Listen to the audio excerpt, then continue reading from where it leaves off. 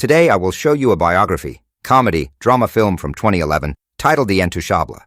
Spoilers ahead. Watch out and take care. One late night in Paris, Driss is driving his employer Philippe through the city. When waiting in traffic gets too boring, Driss breaks the speed limit and begins driving quite fast, dodging other cars and not caring about traffic signs. This causes the police to go after him, and Driss bets €100 that he can lose them, but after driving under a bridge, the cops catch up by ambushing them from both sides. Driss doesn't look too worried though, and this time, he bets €200 that he can get them an escort. The cops make him leave the car and he starts acting then, behaving offendedly and telling them Philippe can't move and he was taking him to the hospital. The officers find proof of this when they find a wheelchair in the truck and, when approaching Philippe, they see him convulsing, which is also an act.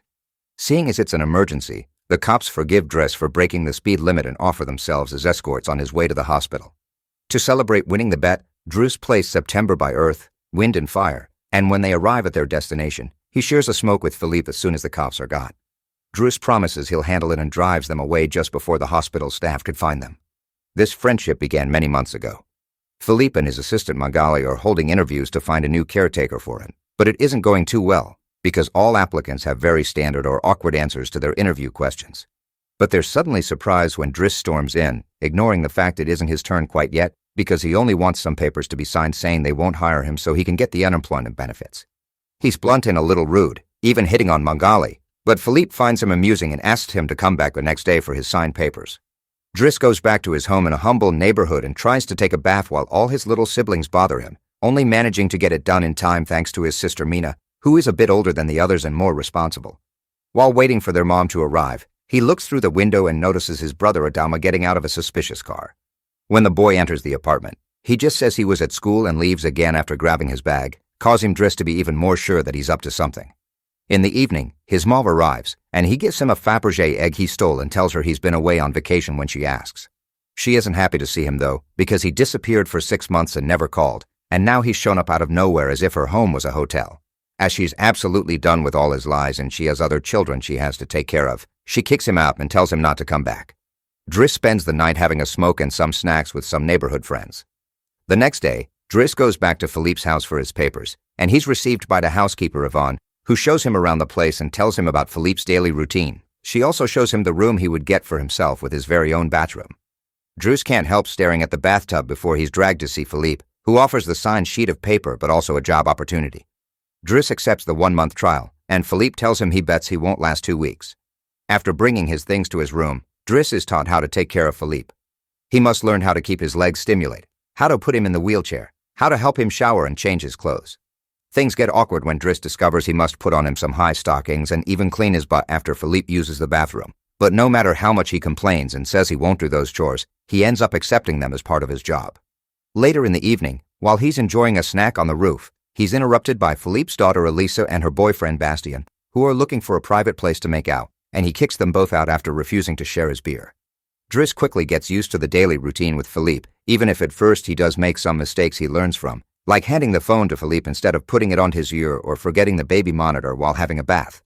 He also learns to organize his mail in different folders, most of the letters he opens for Philippe, but there's a series of private ones he isn't allowed to look at.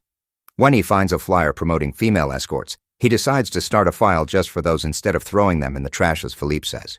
It's not all work in this new life though. Driss still makes sure to have a good time. He keeps trying to hit on Magali to no avail, and sometimes calls escorts to join him in bed.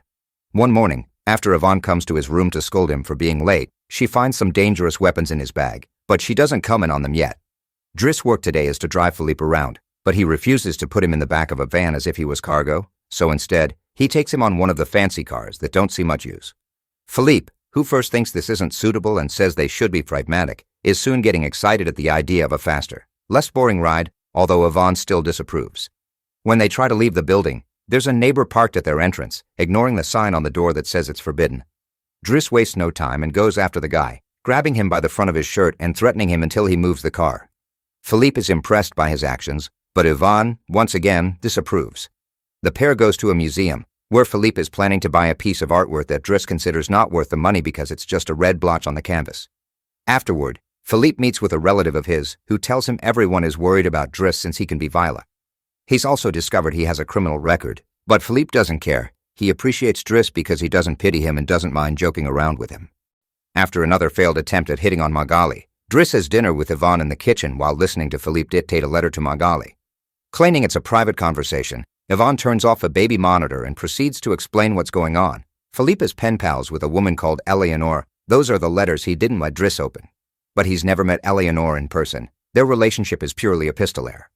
Speaking of love, Driss teases Yvonne for the looks the gardener gives her all the time before going to bed. He's trying to sleep when he hears some weird sounds coming from the baby monitor. Philippe is having trouble breathing. Not being capable to ignore him even if he tries, Driss goes to his room and gently guides him through the attack with soothing words and a wet cloth to wipe his face. Philippe eventually falls asleep, only to wake up again moments later, saying he needs it. This time Driss doesn't hesitate. He puts Philippe on the wheelchair, covers him with blankets, and takes him out for a stroll by the river. This is the first time Philippe has seen Paris at night in a long time, and now he's more relaxed. He explains to Driss that the medicine can only do so much and he sometimes experiences phantom pain. When they see some girls walking by, Philippe also confesses he isn't capable of pleasuring a woman because of his situation, but he still can enjoy some satisfaction when he gets his ears massaged because they are sensitive zones. When the phantom pain threatens to appear again, Driss shares one of his joints with Philippe, who is skeptical at first but ends up loving it. Afterward, they go to a restaurant where they joke around while sharing a meal, and Philippe decides to share more of his story. He met his wife when they were students, and shortly after they got married, she had 5 miscarriages and was diagnosed with an incurable, terminal illness. That's when they adopted Elisa. Philippe has always loved competitions, extreme sports, and speed, and a paraglider gave him that. It was during a paragliding session that bad weather caused him to crash and break his vertebrae, although he still thinks his real handicap isn't the chair but living without his wife. After joking around some more, Philippe remembers the date and realizes Driss has passed his 1-month trial, so he's now officially hired. But he needs to start by bringing back the Fabergé egg he stole because it was a gift from his wife. She would give him one every year, and he has exactly 25, matching their time together. The next day, Driss goes to talk to Mina when she's leaving school, who is a bit offended because he hasn't been answering her messages except to ask her to look for the egg. She also tells him about some cops that have been calling their home. Afterward, he visits Adama, who confesses he was found with 30 grams on him. Driss wants to take him to lunch, but Adama refuses and instead gets in the same suspicious car from before. Later on, Driss is allowed to be present while Philippe dictates his letter for Eleanor to Magali. He thinks this purple prose is very boring and that Philippe should be more direct. He's also baffled to hear that this has been going on for 6 months and they never exchanged pictures. When he finds her phone number on one of the letters, he takes it as a sign and calls her, obliging Philippe to take the phone and finally speak to her outside the written word. Their conversation goes so well. Philippe is now on the phone with her all the time, even right before he and Driss attend the opera, during which Driss laughs and makes fun of the costumes. The next day, Driss convinces Philippe to accept to exchange pictures with Eleanor and chooses one of him in the wheelchair. Afterward, while he's painting, Elisa bursts into his room to ask him for cigarettes and makes fun of him for trying to be artistic. Getting angry, he kicks her out before going to see Philippe, who is currently asking Yvonne to change the chosen picture for one of him when he wasn't quadriplegic. She hides the picture inside the escort file right before Driss burst in, complaining about Elisa and telling Philippe he needs to discipline her, something Yvonne agrees with. Philippe agrees to talk to her, but he's mostly surprised when Driss lets it slip that he's been painting. Days continue to pass, and a friendship between Philippe and Driss continues to grow. Driss takes him to play in the snow and brings him with him when he goes out for a run. Philippe gets him his first suit and scolds his daughter while Driss listens to him through the baby monitor. When Driss finishes his first painting, he shows it to Magali, who slaps him when he tries to kiss her. Philippe, however, likes the painting and promises he'll try to sell it. The two of them have a great time with each other, enjoying things like getting a faster car, sharing joints, and even hiring escorts together. When Philippe's birthday comes, he isn't very excited about it. Every year, he pretends to be surprised that they're throwing a party and has to meet with all these relatives that only come to see him on the day to check he's still alive. Philippe says it'll all be rather boring. While he and the guests enjoy some live classical music, Driss searches for Elisa, who is crying in her room after having taken some of the Vaughn's pills, which won't kill her as she expected. The reason why she's sad is that Bastien broke up with her and called her a tart, so she asked Driss to talk to the boy, which he accepts to do for a price. Meanwhile, Philippe is showing Driss painting to his relative and manages to convince him to buy it for 11,000 euros. Driss goes back to the dining room and chats with Yvonne, who tells him Magali is in a relationship with someone named Fred, but things are rather rocky at the moment, giving Driss hope. As the party begins to die down, Philippe makes Driss listen to some of the most important songs in classical music history, but he could only joke in response. After the band is done, he brings his iPod and plays Boogie Wonderland by Earth, Wind and Fire before he starts dancing right in the middle of the floor. He's an incredible dancer, and he even convinces the rest of the party to join him and dance with him, which Philippe enjoys watching. Later, when putting Philippe to bed, Driss opens Eleanor's latest letter to him. She sent her picture, showing she's rather pretty, and is telling him they should meet next week when she visits Paris. When the day of the date comes, Yvonne and Driss put Philippe through dozens of outfits until they find the perfect one. And since it's Yvonne the one that will take Philippe to the date, Driss uses his day off to visit Bastien and threatens him until the boy accepts to apologize to Eliza and to bring her croissants every day. He also asks him to fix his hair. Afterward, he visits his mother at work, but only to watch her from afar. At the restaurant, Yvonne and Philippe are waiting for Eleanor, who is very late. After waiting for an hour, Philippe gives up, calls Driss to ask him to take him away, and then leave the restaurant without noticing Eleanor is arriving at the same time. That same night, Philippe takes Driss with him in his private plane and gives him the money he got for selling the picture, making him immeasurably happy. They make it to the countryside the next morning, and Philippe decides to go paragliding, dragging Driss with him as well. Driss doesn't want anything to do with it, but after initially freaking out, he ends up enjoying the experience. When they return home, Adama is there waiting for Driss and gets scolded when he sees the scars on his face. Adama will still not tell Driss what's happening in his life, so Driss makes him wait in his room while he calls Mina to tell her not to worry and goes to put Philippe to bed. Philippe, however, isn't sleepy yet. After making Driss look at a painting with him, he asks him about his family, which Driss at first doesn't want to talk about, but eventually gives it. It turns out Adama technically isn't his brother, and his parents aren't actually his parents. They're his aunt and uncle. They fetched him from Senegal when he was 8 because they couldn't have kids, and his real name is Bakari Bassori, but because other kids had that name, they called him Idris, and that became Driss. One day, his aunt miraculously was able to conceive, and after his uncle died, there were other men and more kids as well. In the same way Driss had talked to him about Elisa, Philippe points out that Adama needs discipline, so he fires Driss so he can be there with his family because he can't spend his whole life taking care of an old man.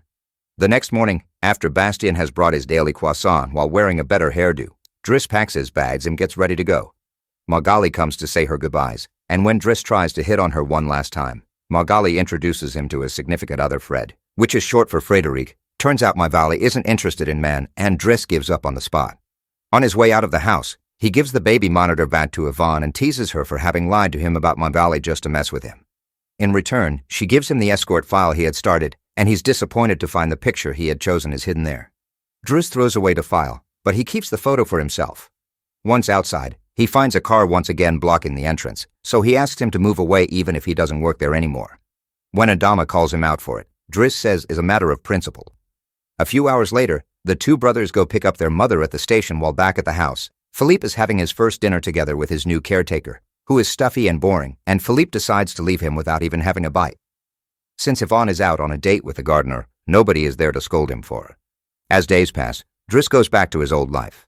He hangs out with his old friends again and tells the guys from the suspicious car not to bother Adama anymore. When he goes to an interview he doesn't have enough experience for, he manages to win over the employer by calling himself pragmatic and using all the art knowledge he acquired while working for Philippe. This lands him a job as a driver.